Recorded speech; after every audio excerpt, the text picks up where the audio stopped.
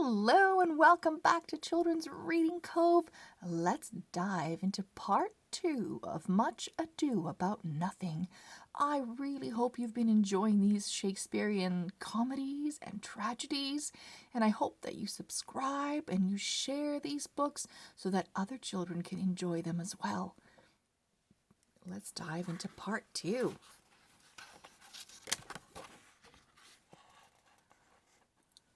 Baracchio discovered Don John skulking in his room. "You should have come to the ball, my lord," Baracchio said. Don John scowled.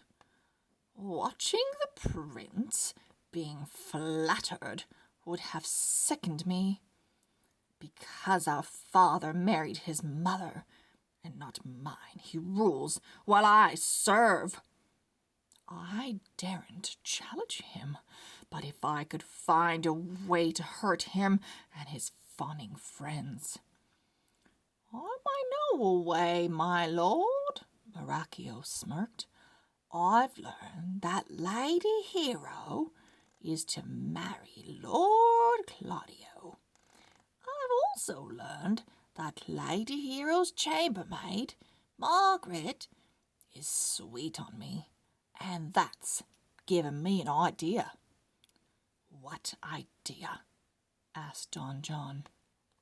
Baracchio answered at length, and what he said brought a cruel smile to his master's lips.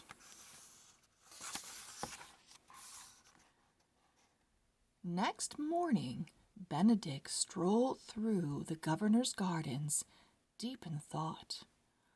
"Why does love turn people into fools?" he mused. "A few days ago, Claudio was a courageous soldier, and now he's a drooling lapdog. It will take a special kind of woman to win my love. Beautiful, wise, witty, well-to-do. Where will I find someone like that?" Benedict followed a path between two hedges, and from the opposite side of the hedge to his left, he heard Don Pedro chatting with Leonato and Claudio. The subject of their conversation stopped Benedict in his tracks, but the hedge prevented him from seeing the twinkle in the men's eyes as they spoke. "So, your niece Beatrice loves Benedict, Leonato," said Don Pedro. "To distraction, my lord," Leonato replied.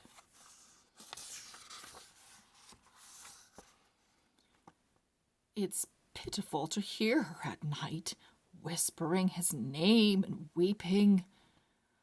"But she behaves as if she detests Benedict," said Claudio.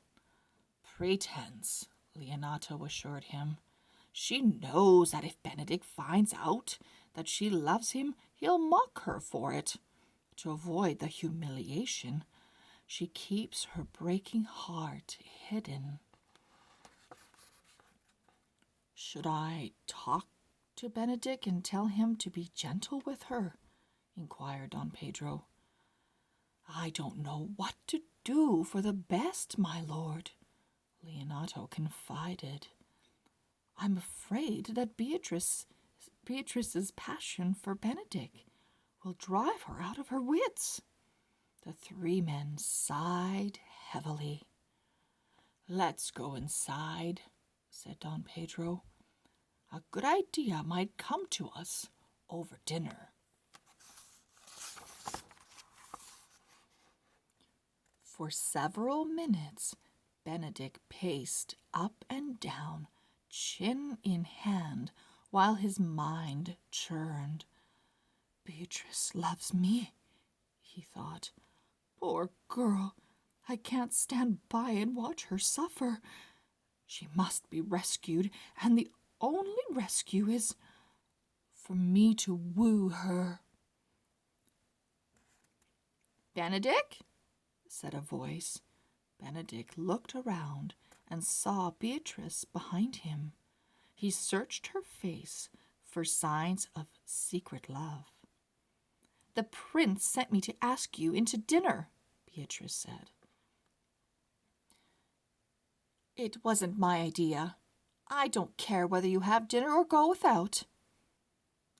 "Thank you for taking the trouble to find me," said Benedict. "If it had been any trouble, I wouldn't have bothered," Beatrice snapped. She turned on her heel and flounced off.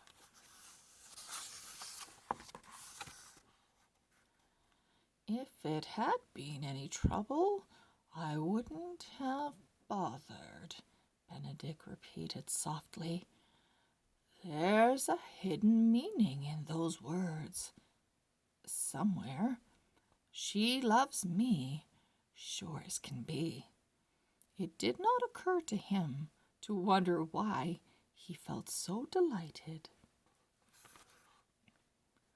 On her way back to the house, Beatrice noticed Hero and her maid, Ursula, seated on the edge of a fountain that was ringed by statues on pedestals.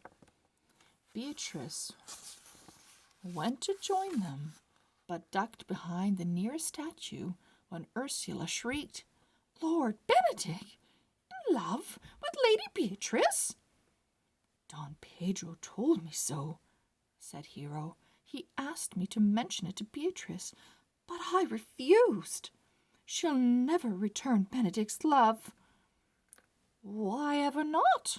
Ursula exclaimed. "He's a handsome enough fellow." "Beatrice is too cold and proud to surrender herself to any man," said Hero. "If she knew about Benedict, she would make a laughingstock of him, no matter how sick with love he is." "True," Ursula agreed. "Better for the poor man to die from love than from the lashing of Lady Beatrice's tongue."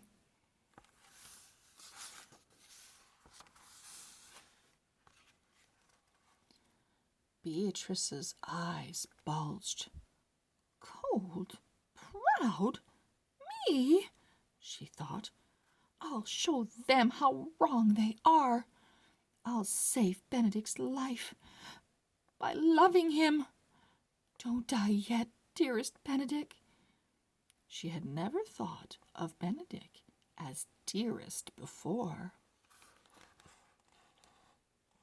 Late that night, Don Pedro answered a knock on his door and found himself facing his half-brother. "What is it?" asked Don Pedro. "Wake your friend Claudio," Don John said. "I have something to show him." "At this hour?" Don John nodded.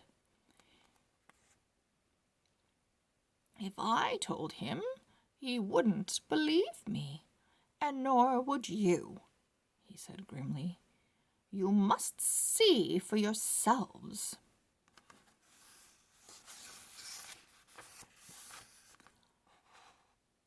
On the morning of the wedding, all Leonato's servants gathered outside the family chapel. Hero looked radiant in her wedding gown. Claudio and Don Pedro seemed uneasy in their smart uniforms. Benedict and Beatrice kept glancing at each other and smiling. The family priest, Friar Francis, raised his hands for quiet.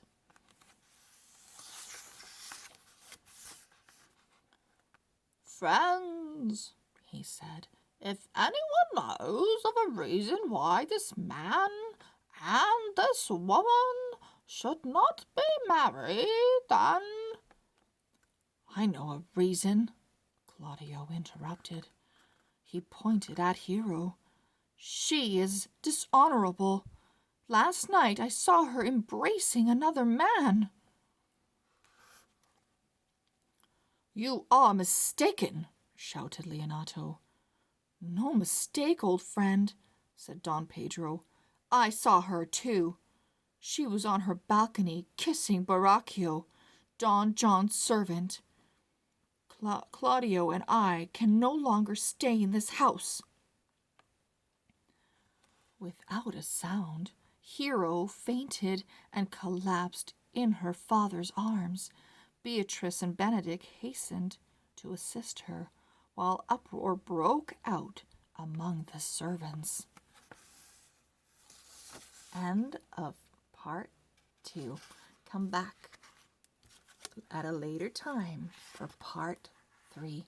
Thank you so much for reading along or listening, and we'll see you very, very soon. Bye-bye.